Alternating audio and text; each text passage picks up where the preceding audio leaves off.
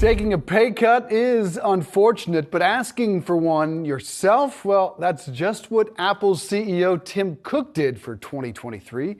For more, we're joined by Yahoo Finance's Allie Garfinkle. Hi there, Allie.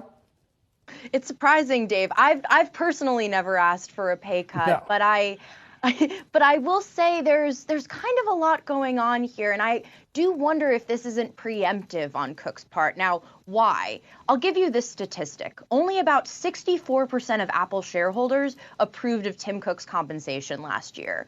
And if those filings are to be believed, there could be more changes coming. Now, remember, only 2 years ago, about 90% of Apple shareholders approved of Tim Cook's pay. So we're kind of seeing a little bit of a sea change at Apple here. That said, don't feel bad for Cook.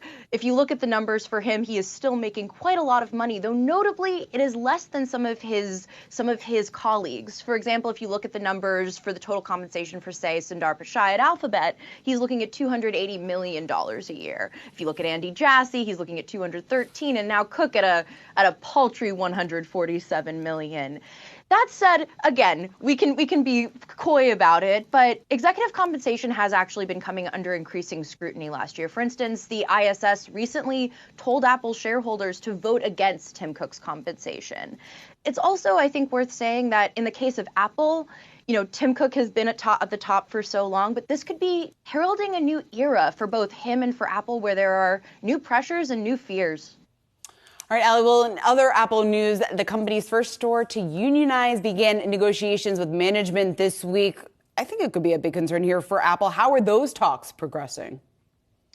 So I think it's important to say off the bat, Shauna, this is a landmark moment not only for Apple, but for big tech. This is the first time one of these companies have sat down at the table with workers to negotiate with a recognized union.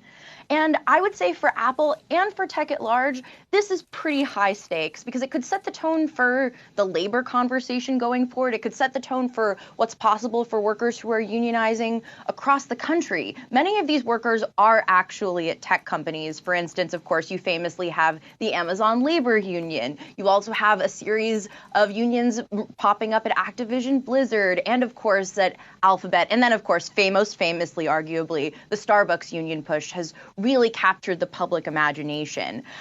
So in the end, Shauna, how's this going? Well, it's going to take a long time. The average negotiating period for a contract is more than 465 days. So we're really far from knowing exactly what this is going to look like.